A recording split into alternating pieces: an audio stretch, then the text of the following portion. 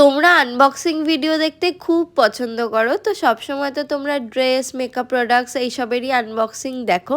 তো আজকে আমি একটা বড় বক্সের আনবক্সিং তোমাদেরকে দেখাবো। তো আনবক্সিংটা আমি করছি না, তো এই দুটো দাদা আনবক্সিং করছে।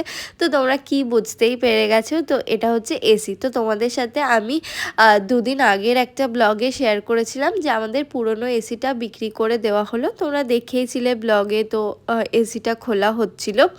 তো আজকে আমাদের নতুন এসি চলে এসেছে। পুরনো এসিটা কেন আমরা বিক্রি করেছিলাম, ওই এসিটা নিয়ে আমরা অনেক দিন ধরে অনেক প্রবলেমে ভুগছিলাম। মানে এসিটা ঠিকঠাক ঠান্ডা হচ্ছিল না, মানে আরও অনেক প্রবলেম। এটা তো মেন কারণ এসি আমরা যে কারণে ব্যবহার করি, তো সেই কাজটা আমরা ঠিক মতন হচ্ছিল না। অনেকক্ষণ মানে রাত থেকে সকাল অবধি এসি চালিয়ে রাখলে তবে হালকা ঠান্ডা হতো, মানে এরকম কাজ হচ্ছিল।